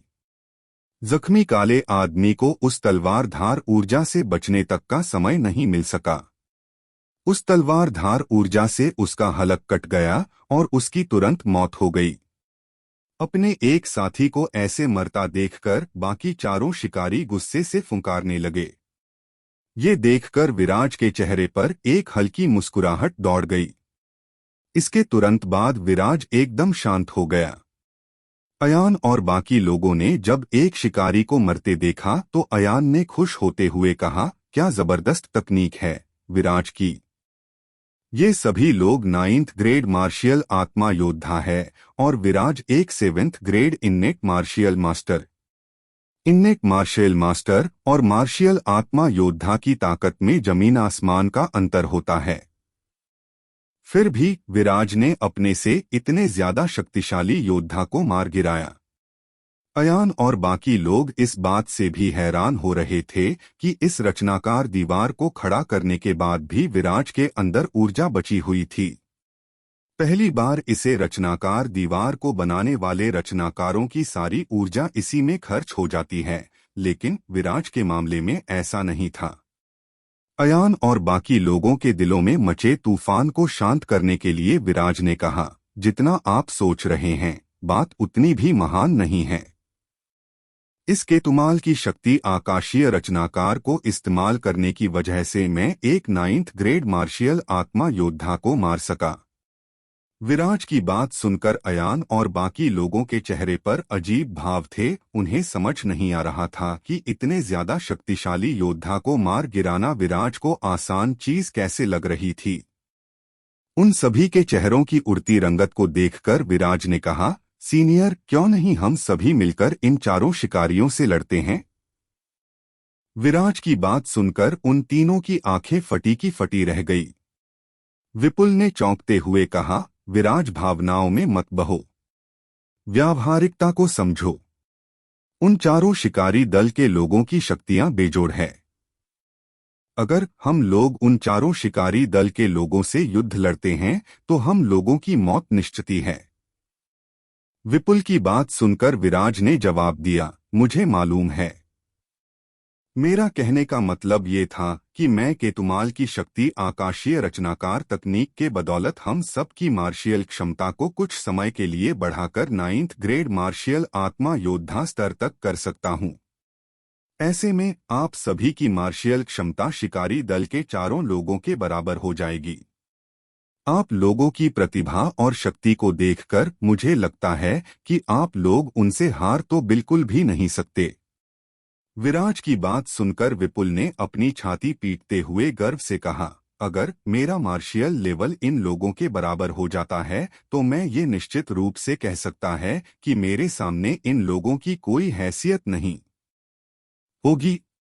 अगर सच में तुम मेरा मार्शियल लेवल बढ़ा सकते हो तो मैं इन शिकारी दल के लोगों के साथ एक एक करके लड़ने के लिए प्रस्तुत हूँ। अयान ने जब विपुल की बात सुनी तो उसने कुछ नहीं कहा और अपनी यूनिवर्स रिंग से कुछ बाहर निकालने लगा। अगले ही पल गहरे काले रंग की चमचमाती हुई तलवार उसके हाथों में चमचमा रही थी। उसने गुस्से से भरकर रचनाकार दीवार के परे खड़े शिकारी दल के लोगों को देखा और कहा, तुम सही कह रहे हो, हम सभी एक एक शिकारी से लड़ेंगे। इन शिकारी दल के लोगों को मौत के घाट उतार कर ही दम लेंगे। यश ने भी अपनी तलवार निकालते हुए कहा, आने दो इन शिकारी कुत्तों को, आज हम दिखाएंगे कि कुत्तों की असली जगह कहाँ होती है और मालिकों की कहाँ। उन सभी की बात सुनकर विराज ने खुश होते हुए कहा, ये तो बहुत अच्छी बात है कि आप तीनों सहमत है। मैं शक्ति बढ़ाने वाले रचनाकार को तुरंत बनाना शुरू करता हूं ताकि आप सभी के मार्शियल लेवल को बढ़ाया जा सके। लेकिन जैसे ही आप लोगों का मार्शियल लेवल मार्शियल आत्मा योद्धा तक पहुंचेगा तो मुझे लगता है कि उस समय तक ये सुनहरे रंग की रचनाकार दीवार काफी कमजोर हो चुकी होगी। हमें इस अवसर का उपयोग उन चारों शिकारी दल के लोगों को मार डालने में करना होगा। अगर हम ऐसा नहीं कर सके तो हम चारों को इसकी भारी कीमत चुकानी पड़ जाएगी। विराज की बात पर विपुल ने उत्साह से भरकर कहा, तुम चिंता मत करो विराज, भले ही मेरी प्रतिभा तुम्हारी तरह महान न हो, लेकिन मैं अपने स्तर के योद्धाओं से लड़ने से नहीं डरता। विपुल के अपनी बात कहते ही अयान ने तेज आवाज में कहा, विपुल बिल्कुल सही कह रहा है। मैं चंद्रवंशी परिवार का होने वाला नया मुखिया हूँ। अपने स्तर के योद्धाओं को धूल चटाने में मुझे महारत हासिल है। उन दोनों की बात सुनकर यश ने कहा, मेरे गुरु जो एक तलवार सम्राट है, एक समय उनकी शक्ति से पूरा कलिंजर एम्पायर हिल गया था। मैंने अपने उन्हीं गुरु से शिक्षा हासिल की है, तो एक बात तो निश्चित रूप से कह सकता हूं कि भले ही मैं शिकारी दल के लोगों को हरा न सकूं, लेकिन उन्हें जीतने भी नहीं दूंगा। उन सभी की बात सुनकर विराज के चेहरे पर एक उत्साह छा गया।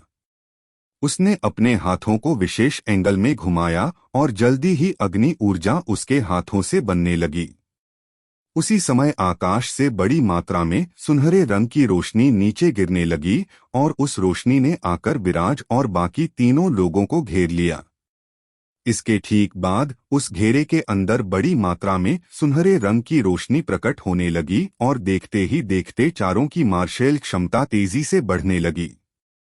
कुछ ही देर में वो चारों मार्शियल आत्मा स्तर तक पहुंच गए। ऐसा होने के बाद उन चारों ने कुछ देर इंतजार किया ताकि अपने नए मार्शियल लेवल के अनुसार उनके शरीर में शक्ति का संचार हो सके।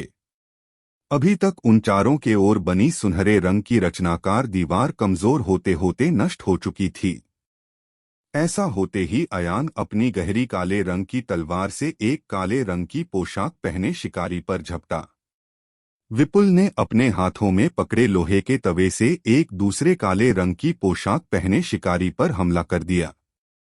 विपुल के लोहे के तवे से शक्तिशाली तलवार ऊर्जा निकल रही थी, जिसने काले पोशाक पहने शिकारी को चारों ओर से घेर लिया।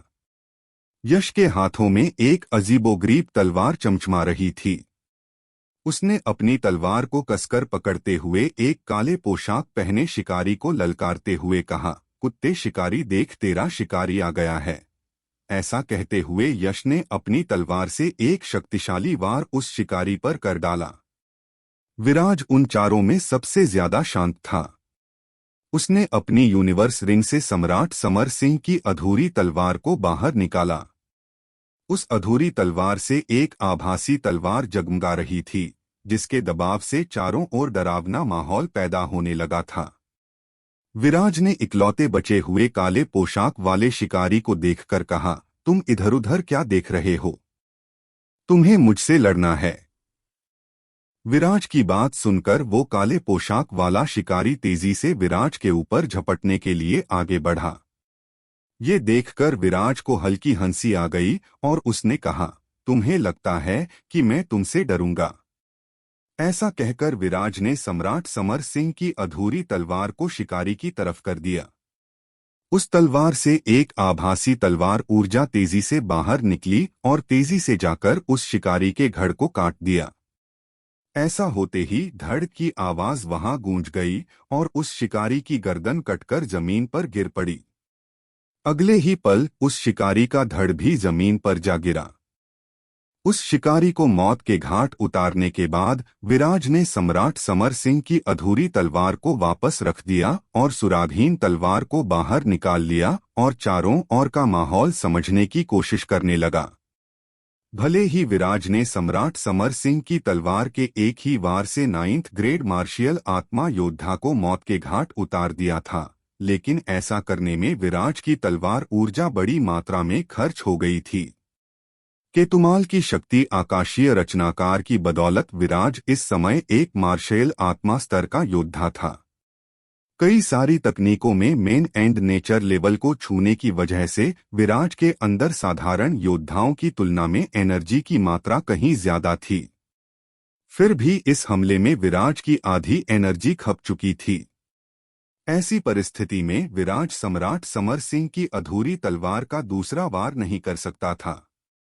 विराज ने अपने हिस्से में आए काले पोशाक वाले शिकारी को मार गिराया था, लेकिन अब वो सम्राट समर सिंह की तलवार का उपयोग नहीं कर सकता था, तो ऐसे में बाकी बचे शिकारियों को क्या अयान, यश और विपुल मौत के घाट उतार पाएंगे?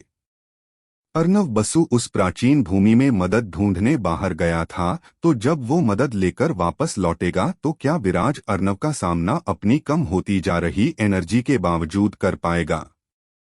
विराज और बाकी तीनों लोग चारों काले पोशाक पहने शिकारी दल के लोगों पर टूट पड़े थे।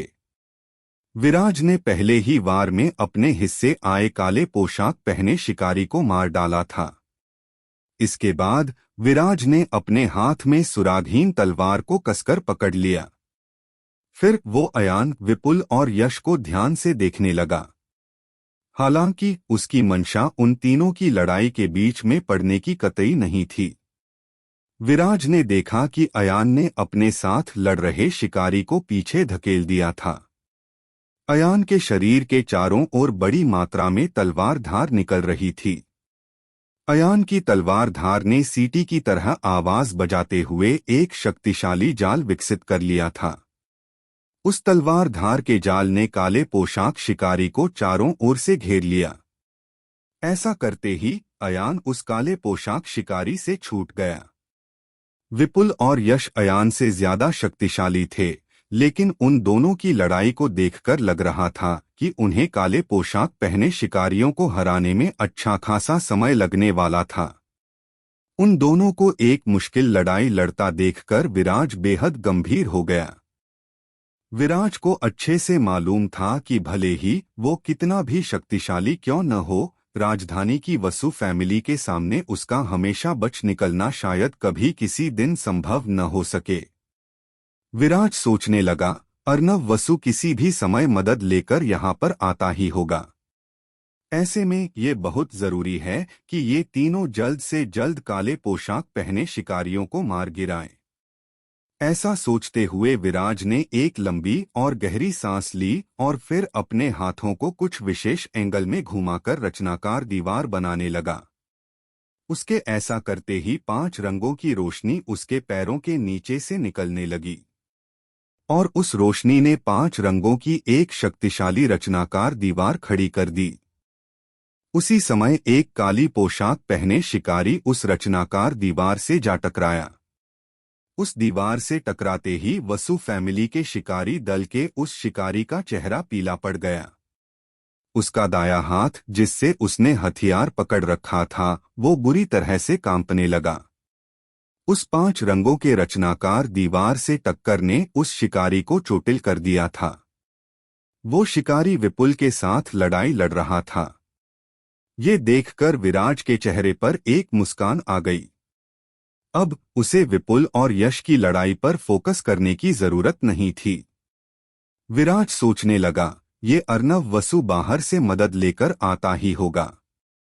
इसके साथ अपना हिसाब पूरा करने के बाद मुझे लगता है कि मुझे इस प्राचीन भूमि से बाहर निकल जाना चाहिए। इस प्राचीन भूमि से इस बार मुझे जितना हासिल होना चाहिए था उससे शायद ज्यादा ही हासिल हो चुका है।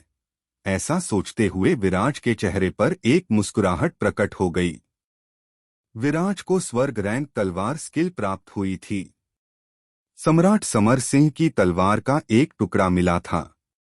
सबसे जरूरी बात ये थी कि उसे अपने पूर्वजों की विरासत महान प्राचीन स्वर्गीय भूमि मिली थी, जिसे वो सफलतापूर्वक महान ट्रायल मैदान के साथ मिला चुका था। अब वो जब चाहे अग्निदेवी वैदही की पेंटिंग के जरिए इस प्राचीन स्वर्गीय भूमि में प्रवेश कर सकता था। उसे इस भूमि में प्रवेश करने के लिए 3 साल इंतजार करने की जरूरत नहीं थी। विराज ये सब सोच ही रहा था कि उसी समय उसे अपने पास कई सारे कदमों के तेजी से आने की आवाजें सुनाई देने लगी। विराज ने पलटकर देखा तो अर्नव वसु उसके सामने खड़ा था। अर्नव वसु के पीछे बड़ी संख्या में योद्धा खड़े थे। किसी को भी ये नहीं मालूम था कि अर्नव ने प्राचीन भूमि में इतने सारे योद्धाओं को आखिरकार इकट्ठा कैसे कर लिया था। वहां पहुंचते ही जैसे ही अर्नव ने अपने 3 शिकारियों की जमीन पर लाश पड़ी देखी तो उसे होश उड़ गए। उसे कुछ पल के लिए तो अपनी आंखों पर यकीन ही नहीं हुआ। वो सभी लोग राजधानी की वसु फैमिली के खूंखार शिकारी दल के 9th ग्रेड मार्शियल आत्मा योद्धा थे। अर्नव को बिल्कुल भी समझ नहीं आ रहा था कि ऐसे खूंखार शिकारी इतने कम समय में कैसे मारे जा सकते थे। अयान ने जब अर्नव वसु को वहां देखा तो ताना मारते हुए कहा, क्या ये अर्नव वसु है? वही जो शिकारी दल के लोगों को हमें मारने लाया था। फिर अयान ने अर्नव की ओर तिरस्कार भरी नजरों से देखकर कहा, ये कितना दुर्भाग्यपूर्ण है कि तुमने आने में देर कर दी। तुम्हारे ज्यादातर शिकारी मारे जा चुके हैं। अयान की व्यंग्य से भरे शब्दों को सुनकर अर्नव वसु का खून खौलने लगा और वो अपने दांतों को जोर से पीसने लगा। अयान ने कहा, अर्नव, मुझे ऐसे देखने की जरूरत नहीं है। मैं तो तुम्हारे हिसाब से कमजोर हूं। ऐसा कहकर अयान तेजी से शिकारी दल के एक शिकारी के पीछे आकर खड़ा हो गया। वो शिकारी उस समय विपुल के साथ लड़ाई करने में उलझा हुआ था। अयान की तलवार से कई सारी तलवार ऊर्जा बाहर निकली और फिर हवा में मिलकर एक शक्तिशाली तलवार ऊर्जा में बदल गई। और उस शक्तिशाली तलवार ऊर्जा ने उस शिकारी की कमर पर एक भीषण वार कर दिया। विपुल के साथ लड़ रहे काली पोशाक पहने शिकारी ने अयान को अपने पास आकर हमला करते हुए महसूस कर लिया था, लेकिन वो विपुल के हमलों से ही अपने आप को मुश्किल से बचा पा रहा था। इस वजह से अयान के हमले को महसूस करने के बावजूद भी वो काली पोशाक वाला शिकारी कुछ नहीं कर सका। अयान की तलवार ऊर्जा ने उसकी कमर को दो हिस्सों में फाड़कर रख दिया था। ऐसा होते ही उस शिकारी की कमर से खून की नदियां बहने लगी। उसके मुंह से खून की उल्टियां होने लगी। वो जमीन पर गिर पड़ा और कुछ ही देर में तड़प कर उसकी मौत हो गई। उसका शरीर खून से लथपथ जमीन पर बेजान पड़ा था। उसी समय विराज ने अयान से कहा, सीनियर, इंतजार मत कीजिए।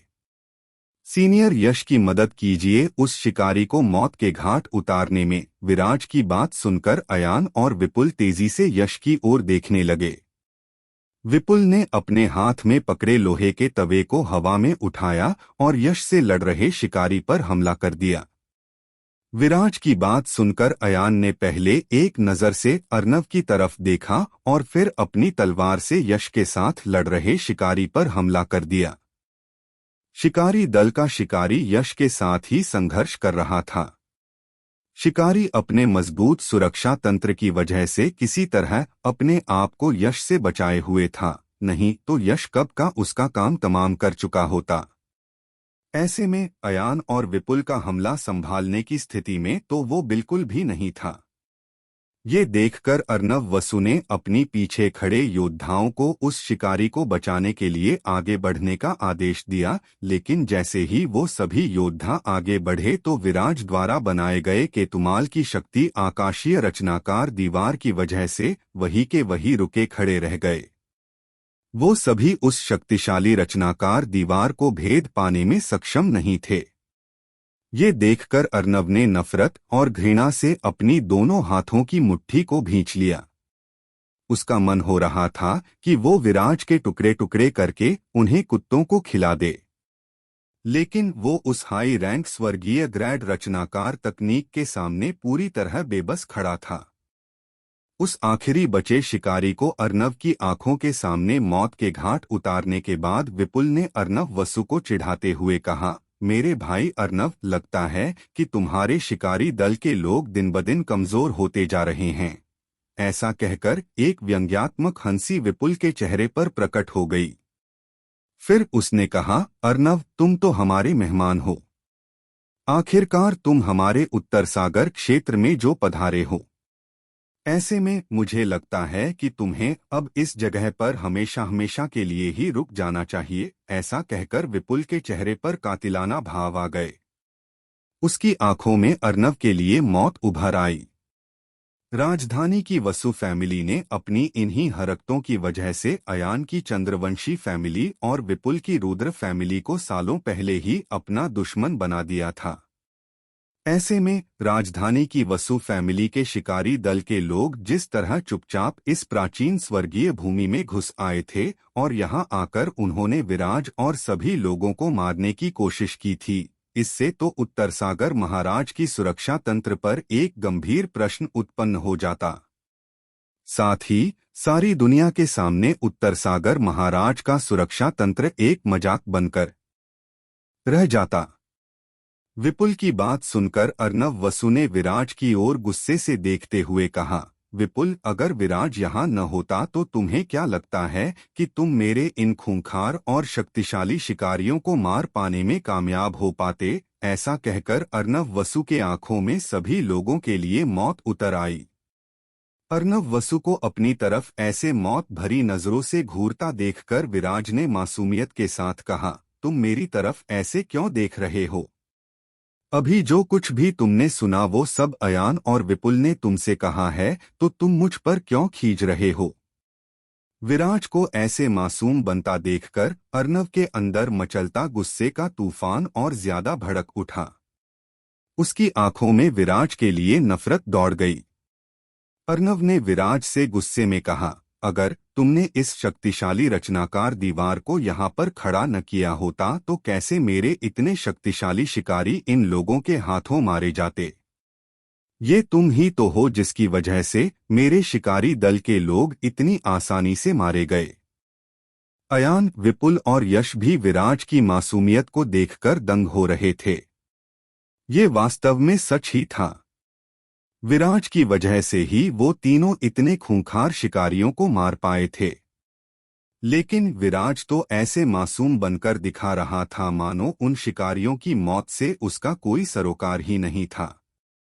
ये देखकर उन तीनों को भी विराज की ये मासूमियत बिल्कुल भी समझ नहीं आ रही थी। विराज ने देखा कि सभी लोग उसी को घूरे जा रहे थे। ये देखकर विराज ने अर्नव वसु की ओर देखकर मासूम चेहरे के साथ कहा, तुम मेरी तरफ ऐसे क्यों देख रहे हो? इन लोगों ने तो तुम्हारी फैमिली के कुछ कचरों को मारकर तुम्हारी मदद ही की है। तुम्हें तो मेरा शुक्रगुजार होना चाहिए। तुम खुद ही बताओ, इन्नेट ग्रांड मास्टर मार्शियल आत्मा योद्धा को कैसे परास्त कर सकते हैं? इसका मतलब तो ये हुआ ना कि ये पांचों शिकारी तुम्हारे शिकारी दल का नाम खराब कर रहे थे, और मैंने तुम्हारे शिकारी दल का नाम खराब होने से बचा लिया। विराज की मस्ती और चिढ़ाने के बिल्कुल अलग अंदाज को समझकर अर्नव वसु ने कहा, फिर तो सच में मुझे तुम्हारा शुक्रिया कहना चाहिए। उस समय अर्नव वसु के चेहरे के भाव तेजी से बदलकर एकदम अलग किस्म के हो गए थे। विराज और बाकी तीन लोगों ने मिलकर शिकारी दल के पांचों शिकारियों को मार गिराया था। अब सभी चारों लोग अर्नव वसु के मजे लेने में बिजी हो चुके थे, लेकिन अर्नव वसु अपने साथ कई योद्धाओं को लेकर आया था। तो क्या अर्नव वसु और विराज टीम के बीच फिर एक भीषण युद्ध होने वाला था? और अगर ये युद्ध होने वाला था तो इस युद्ध का क्या परिणाम रहने वाला था?